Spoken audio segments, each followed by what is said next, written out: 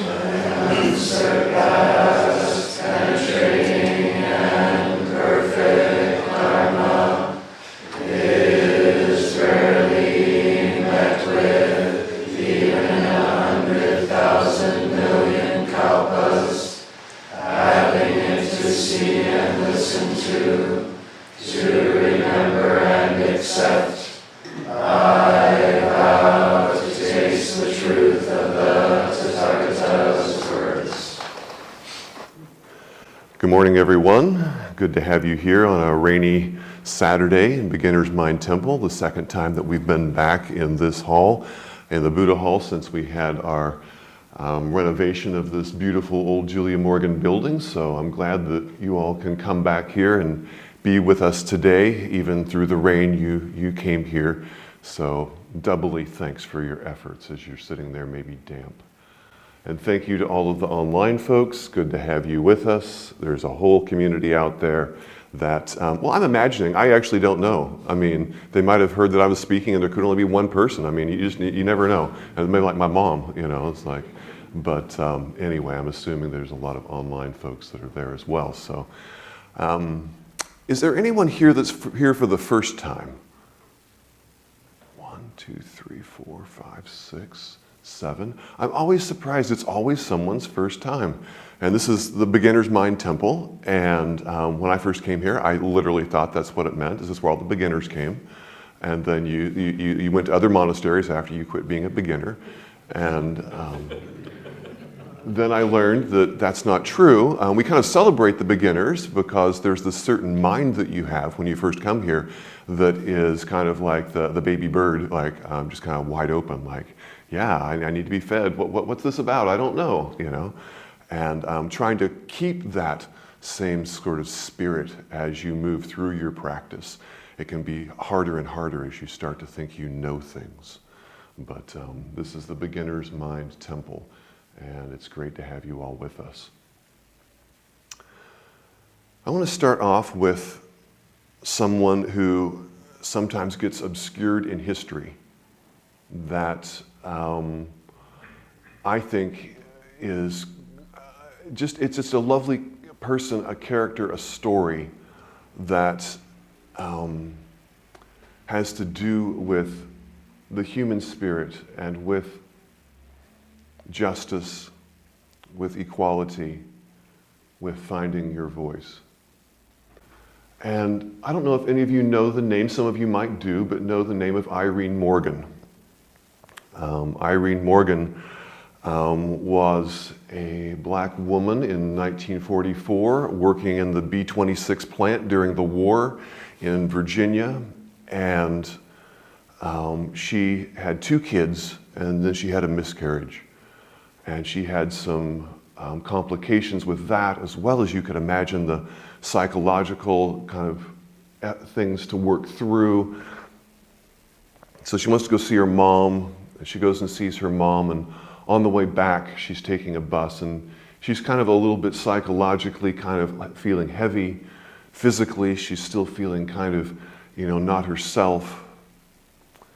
And this is in a time in Virginia where there's separation on the buses between where blacks sit and where whites sit. And she was sitting in the section for black people. And then the bus started to get kind of full. And this is in 1944, still 1 year before the end of World War II. She's working in this plant, you know, helping the war effort. She's this mother. And then this white couple gets on the bus, and there isn't so much room in the front. There's still some room in the back. So the bus driver gets up and says, I know this is blacks only section here, but I need you to get up and move. I need you to go to the back over there. And it just didn't hit Irene as being the thing to do. It just seemed unfair. And so she said, no, I'm not going to move. And she looked at the woman next to her that had a small baby in her arms, and she said, I don't think you should move either. And the bus driver wasn't going to get into any of this, and so he just went and started driving the bus to the police station. Now, I don't know if you all have ever had stress at work or at home or whatever, but I would find it kind of stressful if I knew that because of what I did, the bus driver was driving me and a bunch of people to the police station, you know. And he gets there and one of the sheriffs gets on. I do find this a little bit humorous. He goes to Irene, he stands there, he writes out this ticket and hands it to her like, you know, I've given you a ticket, so surely now you're going to be upset with this $10 fine and you're going to go to the back of the bus. And she stands up and she tears up the ticket and she throws it out the window. And he's staring at her kind of in disbelief. So then he grabs her by the arm to like pull her off the bus. And she kicks him in the groin. And he doubles over in pain and leaves the bus. And then it's like, now what's going to happen? And then another sheriff came in, and he tried to grab Irene. And Irene says, I would have bit him, but he looked dirty. So she clawed him instead. And they clawed at each other, ripping each other's shirts for about the next 30 seconds, and eventually he got her off the bus. That was Irene Morgan in 1944. This case then goes to the Supreme Court, and it was tried by then an unknown lawyer who was making his way up the ranks named Thurgood Marshall. And he argues this case before the Supreme Court and wins a 6-1 decision that this is actually, it was an interstate bus, so she was crossing bus lines, so it was a big case, because then it had to do with people traveling all across America. And in 1946, Morgan versus Virginia was a landmark case that sometimes is forgotten. But this case has to do with the fact that people thought that we should have separate but equal, that we really shouldn't be paying so much attention to gender, race, all that sort of thing. It'll be okay. It's not that much suffering. We'll just have some decent facilities over here for these folks and decent facilities.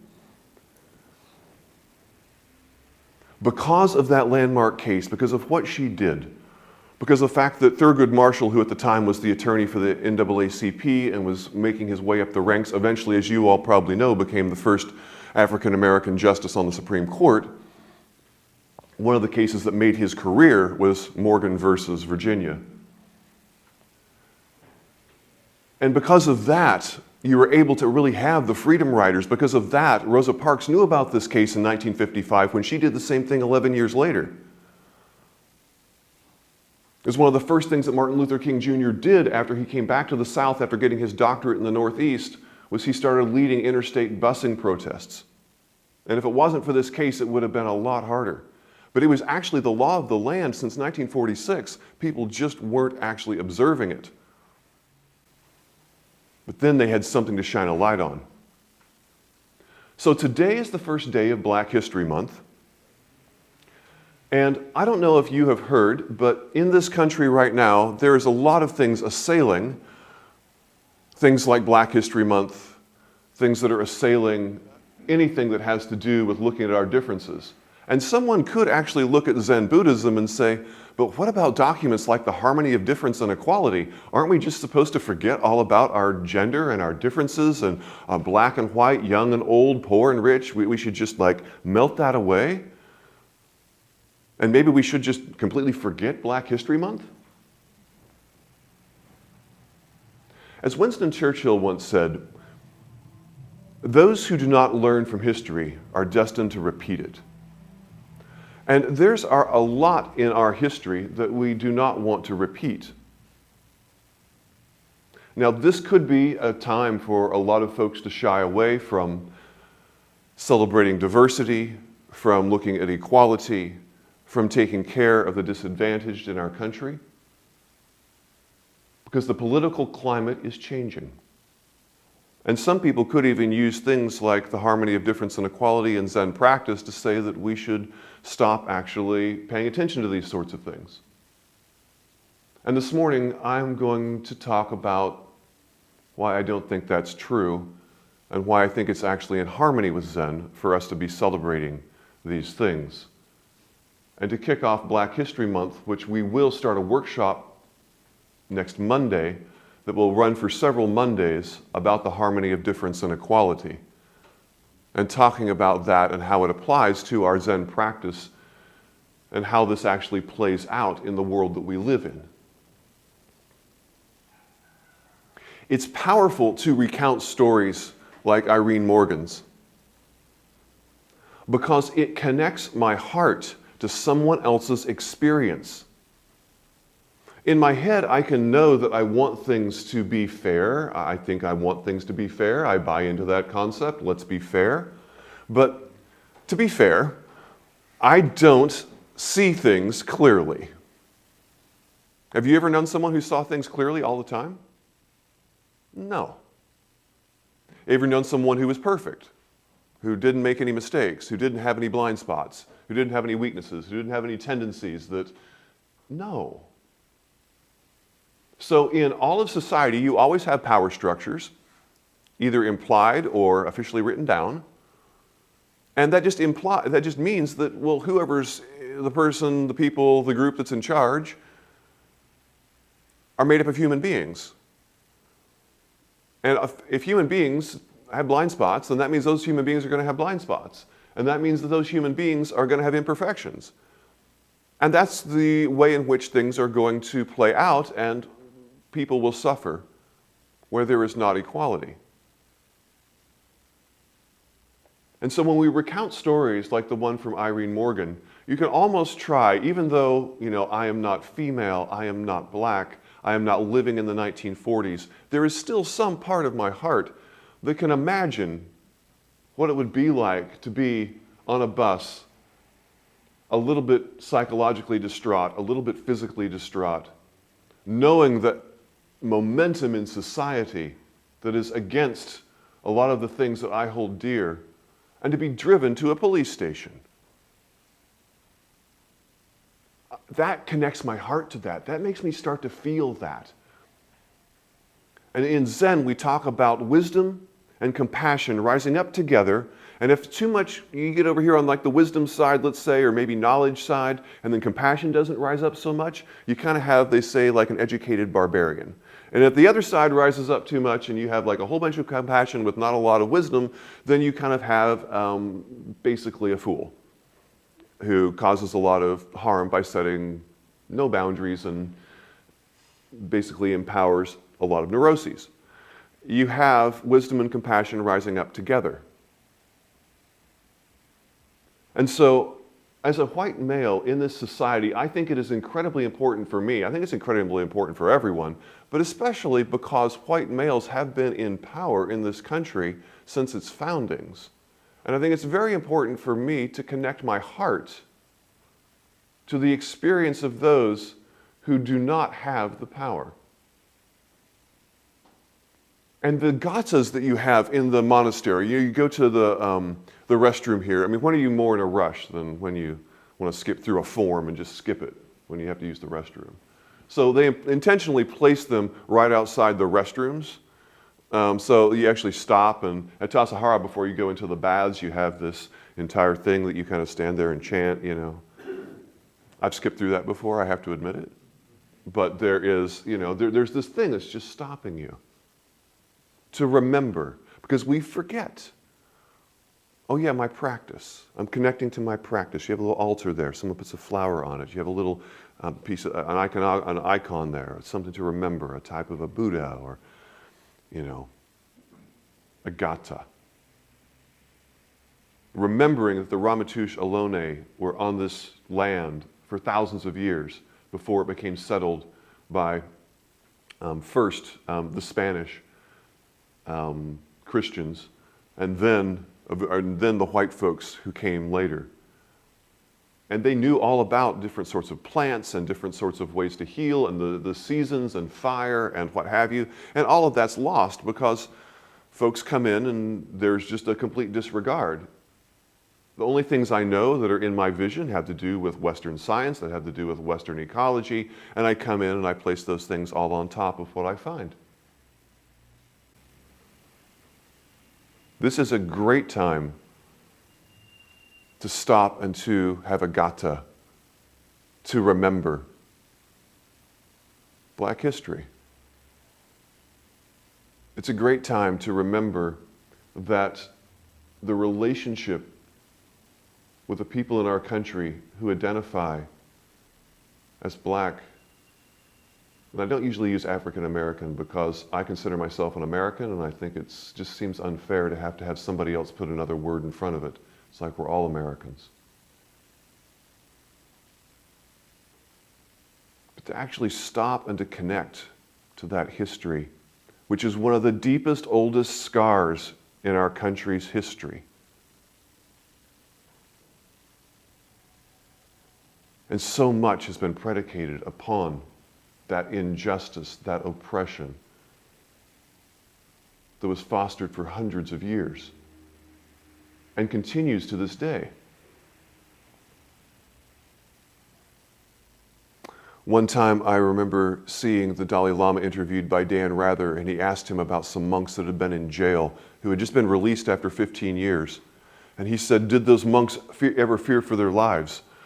And the Dalai Lama said, no. Well, there was one of the monks for a period of time feared that he might lose compassion for his captors. And I thought about that, and I thought, okay, that's deep practice. That's not where I'm at. In the monastery, we have the conceptual and we have the experiential. The conceptual about the concepts right here, we're putting things into language, we're talking about the concepts of the harmony of difference and equality, we're talking about Black History Month, we're sharing concepts, we're putting them into language. As soon as we do that, it's in a duality. So there's a lot of things we do in the monastery where we walk around, where we just experience each other, where we just step outside of language. We quit describing things to each other. We learn the forms and then we flow with each other. We just take a step with our left foot into the Zendo. And we have our hands in Shashu. And we go to our seat and we bow, giving thanks to all the people who came before us. And all these things can be concepts, or they can be things that eventually become internalized, and you step outside of language, and you're just in the room, and you're just doing the forms, and you're just flowing with the sangha.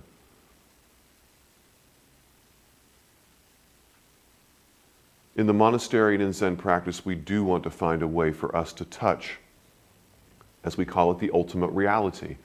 Because in the ultimate reality, we're all just human beings that are interconnected, like you have a river that is flowing. And every now and then you'll notice a little whirlpool gets formed in that river. Maybe some leaves get trapped in the little whirlpool. And that whirlpool might exist for a few minutes or a few hours, and then it just becomes a part of the river again.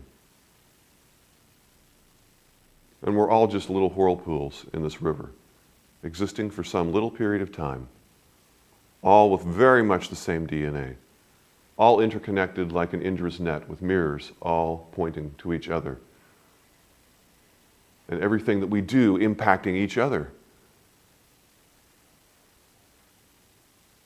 And learning to be with that, stepping outside of language. When you see a beautiful moon and you're standing there in the summertime and you're in the middle of a field, you don't say to yourself, Michael, the contrast of that circle against the backdrop makes me feel like, and you start, you just go, huh. Huh. Pure experience. You're just touching what's going on. You learn to sit zazen. And once you get your somatic pose kind of down, you're just sitting there with the things that pop up outside of language, just pure experience, noticing what's happening moment after moment, practicing to be with other people that way. Because that's not the way that our hearts normally are. Now, thankfully, we get a little glimpse. We get a little glimpse, just naturally, most of us, in regard to love. There's things that we care about outside of ourselves. So we kind of get this little glimpse of what it would be like if we realized we were connected to all people, if we realized that all people have humanity that we want to respect.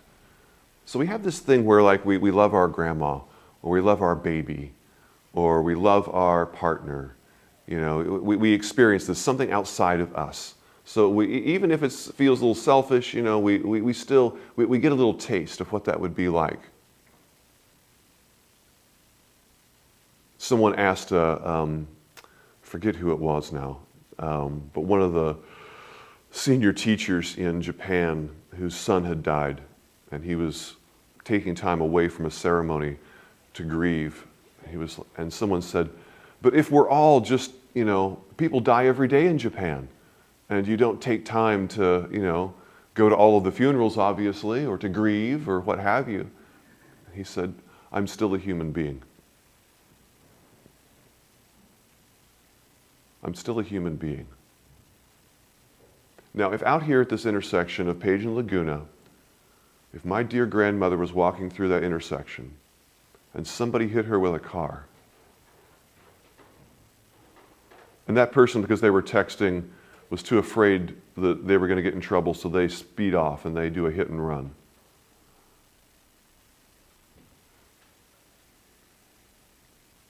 And my grandma dies. And the person is found guilty, but they only serve like 6 months in jail. And they're not even really all that repentant.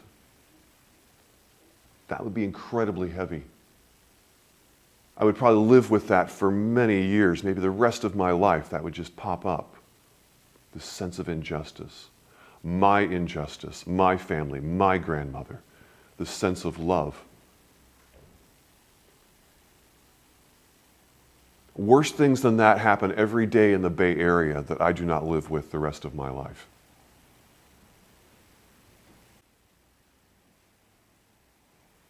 And this Zen practice is not a matter of lowering my love for my grandmother. It's about raising my love for all the other folks. It's about raising my connectedness to all the other people. It's about being with them in that sort of way, where I do start to have a softened heart, where I do cultivate my compassion for the lives that other people are living. Having a connection, having a gata, something that stops us so that we intentionally pay attention, so that we broaden our view. Recently in 340 Page, which is next door, we had an ant invasion. And it was not convenient. It rained a while back, and then the ants decided that they didn't want to be where they were, they wanted to be where I was. And they decided to start coming into the apartment and doing their ant stuff, And I noticed that I had this aversion toward ants, I generally think that they're really cool, little creatures, and I know that they dig tunnels and they work all day and they have like the queen and, they carry stuff and you see it and it's really neat. And like, I have a general appreciation for ants. It's not like I don't appreciate ants, but I don't want them like all over the thing that I left on the counter for just 3 minutes because I went into the other room for a second and I come back and I'm just like, no, that was mine. Now it's yours. Ants. So I realized I had no compassion for ants in that regard. I had compassion for ants as long as they didn't get in my stuff. Then I lost my compassion for ants. So I thought, what would help me cultivate compassion for ants? So I started reading about ants. And I got really fascinated with these little creatures. I turned my attention, whatever you put your attention on, you kind of energize. And so I put my attention on ants and, in the wintertime, where do they go? I mean, they're really, really, really tiny. Why don't they die? I mean, if I was outside with no clothes for like most of the winter, I would die, but they don't die. And they have way less clothes than me and they're really, really thin. They have this metabolism that like completely slows down, and they intentionally eat a lot in the fall, apparently. And I didn't know ants could get fat, but apparently ants can get fat. And they get fat, and they have a whole bunch of extra like stuff in their whatever it is, their exoskeleton. And then they go and then they actually close all their tunnels very, very deliberately. And then they go and they have like hive mind where they all share the same heat. And they all like get together in like a huge clump underground with the queen. And it's still too cold in many places, so then their metabolism drops and they can't even move. They're totally static. And then as soon as it starts to warm back up, they reanimate. And then they start to move again, and they've been actually totally still, and their body's just been like churning through those little tiny calories that they had from the fall. And then all of a sudden, they send out a few scouts, and the scouts go and they undo the tunnels, and they go out and they find out where there's food, and they come back and they leave a trail of scent so that everybody knows where the food is, and everyone goes, okay, now follow the scent. Then they all leave and they follow the scent, and it's like, I was so amazed at this. And then I started noticing the ants on my counter, and I felt totally different about them, I'm just like, they're just doing ant stuff, So I started cleaning my place even a little bit more. I realized they like the grease on the stove and other things like that, And I kind of made peace with them. And they still come in. They've got this little trail somewhere, and this one little trail that never actually stopped, but it's still kind of going. And I don't really know what they're doing, but all my stuff is like completely closed up. So, it works out just fine. But yeah, I had to cultivate a compassion for ants. And what happens when you don't cultivate compassion for something that's much bigger? I mean, you can put 5, 10-year-olds in a room, they say the first day of school, and they meet each other for the first time. And let's just say these 5, 10-year-olds are the same gender, same race, same religion, same socioeconomic background, all of that. They're all just 10 years old. By lunchtime, they'll know who the pretty one is, who the smart one is, who the funny one is, who the shy one is. They'll have them all kind of categorized and labeled. Because that's what we do. We have discerning mind. We had to protect ourselves from danger, so we look out for danger. We learn how to stick labels on you, and you, and try to, it was a way of protecting ourselves. The discerning mind. And it's where we live all day long. Planning, organizing our day, figuring out what we should do next, exercising that discerning mind. And if we don't intentionally cultivate a compassion for the things that we don't normally look at, sometimes I tell students a fun game is to go to the BART station and waiting out there on the platform when you're just kind of bored waiting for the train, and play the game of who do I not notice. You ever intentionally notice who you don't notice? You just like, oh, I wouldn't have noticed that person over there. And just realize that there's a whole awareness that we just bring to every moment that's formed by our entire lens of the past, what we were given by our culture, what we were given growing up. We have a lens that we view everything with. The discerning mind can be incredibly beautiful, and it can be incredibly harmful. And if we don't get in touch with what our mind is actually discerning, what our lens is, we can do a lot of harm, especially the more that we manage teams or have children or take up, something in our neighborhood or whatever it is that we do. Any activity that we engage in where we have any sort of impact, like just being a human being and interacting with others, you can have a negative impact on the planet. Just with our blind spots. Now, you can burn out in discernment, and that's kind of why we have these places of practice, is that we get stuck in this discerning mind. We get stuck in this labeling mind. And it's great to come and to just flow with the other folks, to be in the zendo, to be with the forms. Sometimes we say, don't wear clothing in the zendo that has like a lot of writing on it. Just like stay outside of language, so you aren't walking around and you see Eat at Job's Crab Shack or something, You're just like staying outside of language, staying outside of concepts. Noticing your body reactions without having to label them or categorize them, like you're noticing that beautiful moon.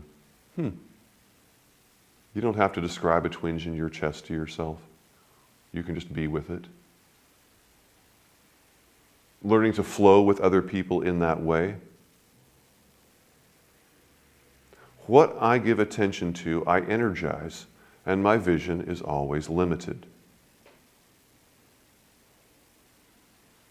So we will be talking about the Sandokai, the harmony of difference and equality. There's a really brilliant book, if you want to check it out, that is a collection of talks given, I believe, in this room starting on May 6th of 1970. by Suzuki Roshi, our founder.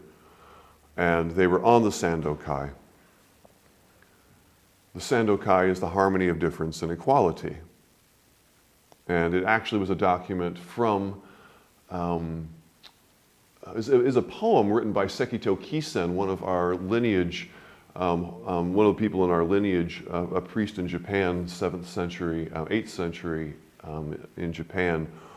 And he actually used the exact same title as a document that was predated Buddhism in China, that was also called The Harmony of Difference and Equality, that came from Taoism. And, but it's getting at the exact same thing. And Suzuki Roshi gave a series of talks on this in this room about how it is that we hold our differences, how it is that I hold my identity as a fixed self, how it is I look outside the window and I say, that's a tree. And when I cut a carrot, I hold the carrot and I say, that's a carrot. And he starts taking these things apart. I invite you to come and take the workshop that we're going to have over the next month on the harmony of difference and equality, going through the Sandokai. In the beginning of this, there's a foreword to the book, and the collection of talks that have Suzuki Roshi talking about the harmony of difference and equality, or the Sandokai, if you will. There's a quote, there's two forewords, one by Michael Wenger, one by Mel Weitzman, both priests in our lineage, the late Mel Weitzman, and Michael Wenger now is up at Enso Village. Mel wrote in his foreword to the book that was basically a collection of those talks that Suzuki Roshi gave on the Sandokai. The book, if you want to look it up, is called The Branching Streams Flow in the Darkness. He says, if you think you are independent, that is wrong. If you think you are just dependent, that is not right either. Interdependent might seem like the correct word here, but Suzuki Roshi used interdependency to express that ambivalent quality. He said the secret of Zen is yes, but. Usually we like to think of things in a linear fashion, and thinking of things in a simultaneous way, or even holding the possibility of things to be simultaneously going on and potentially in conflict, is something we don't usually hold. But yet we do these things all day long, like the front and back foot in walking. Which one is better? Which one do you need more? One becomes the front, and then one becomes the back, and then one becomes the front, and one becomes the back. There's a different purpose for all of these things, and as they manifest, they are seen different by all people, because there are no fixed objects and there are no fixed people. And so you learn to hold things loosely and to let them unfold and manifest. When we said separate but equal in the Deep South, it was not honest. It was a lie. It was a concept that we actually are separate, which we aren't. And it was very clear with the people that went in and photographed schools and all sorts of other places in the 1930s and 40s to illuminate this, that things were clearly not equal even on the surface.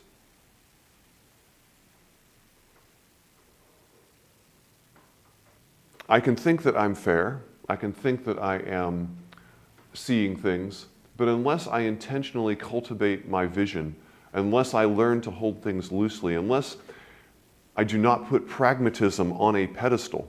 Pragmatism is beautiful, but when it is on a pedestal above all else, i.e. that which seems logical to my mind, it can cause a lot of harm.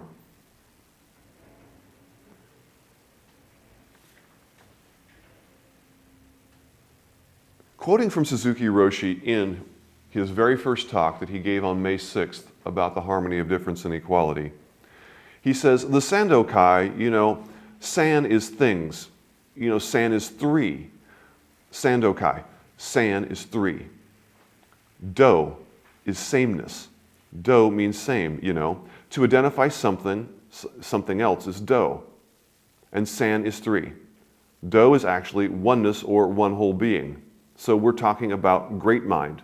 San is many beings. So He's talking about the Sando Kai and the words, and he's actually at the time he's doing ideograms on like so it's not in the book, but he's actually taking the Chinese and Japanese characters, and he is drawing them and showing their different meanings and what they mean.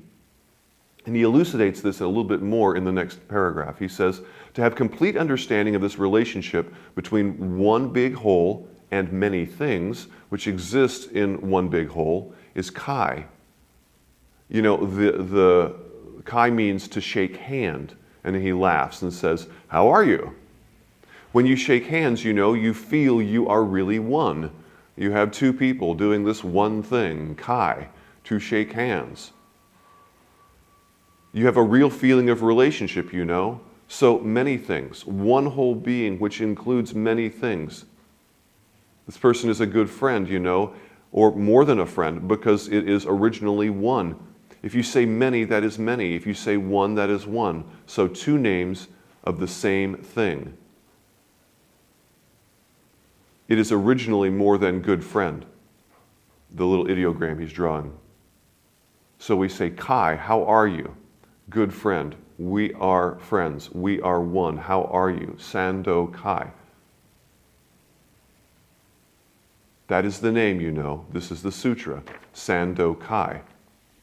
Bringing together two in a heart space, creating the feeling of one, friendship. And allowing us to start to digest the fact that we are just that little whirlpool connected to that same river that is flowing. And if someone in the tribe is suffering, we're all suffering. And if I am being unaware, if I'm being selfish, that ripples out and it affects everyone else. There is a connection that's going on there. In this temple, we have a respect for humanity.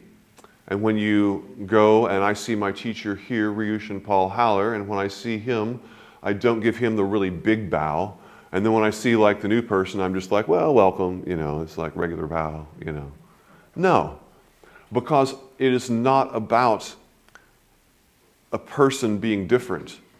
It is about the fact that we're all humans. Same bow, 45-degree angle, up, down, and up, from the hips, same relational distance of the hands to the nose. I respect you. I respect your humanity. It's not saying you're my favorite friend. It's not saying that that thing you did yesterday I thought was skillful. It's not a judgment on you as a human being. It's bringing me back to the fact that this is a human being. And I want to connect to humanity. We need reminders of these things because we get selfish. We get myopic. We get off on our own little corner with our own little sufferings. And we need the scaffolding to do the work. We need systems in place to help us do the work. Yes, the ultimate reality is for us to realize we're all the same and there's no difference between us. We all have the same beating heart with the same desires to thrive and to have our loved ones thrive. We all have that same existence and we have our different ways of getting there. And yet, if we don't also pay attention to the conventional world, there can be a lot of suffering. And so they both are important. Yes, but they're both important. Both the ultimate reality and the conventional world. And this can really be seen in the subject of, for instance, marriage. Because you start out with love, hopefully, attraction, appreciation. Now, anyone that's ever been in a long-term romantic relationship knows that that's not the way that it goes from beginning to end, and there's no ups and downs. There's a whole lot of stuff to eventually learn about the vast differences between human beings. And when we start to realize that my perception and your perception, even though I'm a human being and you're a human being, I can hold it more loosely, like maybe it's more like that person is an alien, because how they actually view things is, and not have this expectation of how can they possibly view it this way. It's like, no, actually if I start from the concept that there's oceans between people, then I'm more celebrating when it is that we don't actually see things in vastly different ways. And I don't walk around constantly being disappointed once we share our truths with each other. And I learned how to hold those vast differences with much more flexibility, with a much more open-hearted stance. I love the poet Rilke. I try not to quote Rilke every single Dharma talk, so it's been a few years. But Rilke has this thing about, Rilke was a poet late 18th century, early 19th century, Switzerland, Austria, and just had this understanding about what makes a writer, what makes a person able to connect and touch humanity and then express the experience. And he writes this about marriage, and I think this is just wonderful. Whenever I do a wedding, I did one for a couple of young urban Zen folks last fall, and I always find a way to sneak this in there because it's just about all of this. It's about how we are so different, and yet even when you have an affinity or there's love, there is still vast differences to understand. And setting things up with that expectation allows us to actually move forward with each other in a more conventional world without so many hiccups and disappointments. The point of marriage is not to create a quick commonality by tearing down all boundaries. On the contrary, a good marriage is one which each partner appoints the other to be the guardian of his solitude. And thus they show each other the greatest possible trust. A merging of two people is an impossibility, and where it seems to exist, it is a hemming in, a mutual consent that robs one party or both parties of their fullest freedom and development. But once the realization is accepted that even between the closest people infinite distances exist, a marvelous living side by side can grow up for them. If they succeed in loving the expanse between them, which gives them the possibility of always seeing the other, then they will have themselves standing before an immense sky. I think Rilke would be very much in harmony with the Sandokai. And understanding that yes, you have one marriage, you have one relationship going forward, you have two people who feel very much distinct and feel at times on their own islands, and yet they are incredibly interconnected. And how do we actually work with each other? Because if we were to do away with things like Black History Month, we would start to not have reasons to remind us to go back and remember Irene Morgan, and to go back and remember how we got here, and the humanity and the struggle, and how we don't want to repeat history, because a lot of history we do not want to revisit again, and there are lessons to be learned there. We need things to remind us of Cinco de Mayo, and to remind us of the workers' struggle, and to remind us of the Ramaytush and Ohlone, and to remind us of the different things that came before us and how we want to do better in the future. We do have our Zen practice. We do want to step outside of words. We do want to be in that field looking at that beautiful moon with our mouth open, totally outside of language, touching pure experience. But we also have the practical so that we can flow together. What way do we turn in the Zendo? We also have power structures, which imply that we need to have better vision for the people that are in power. And we also have memory, because we all forget. We all forget. So let's not give into the temptation with the things that happen in the next few years in regard to reducing the view of our celebration of diversity. And regardless of political party, we want people to feel comfortable here at Zen Center practicing with us.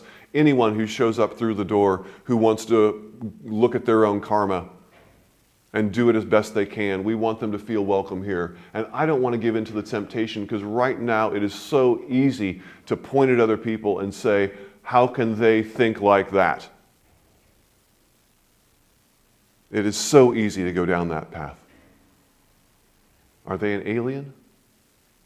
No, they are a different person with a different experience, and I might think that what they're doing is causing harm, and I might even take some action and do some things.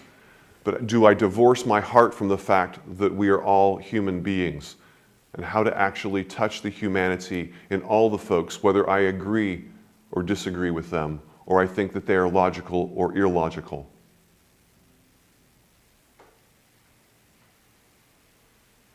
This is our invitation as Buddhists to be a gift to the world because we have cultivated, as best as we can, that lens that we place on the whole world moment after moment.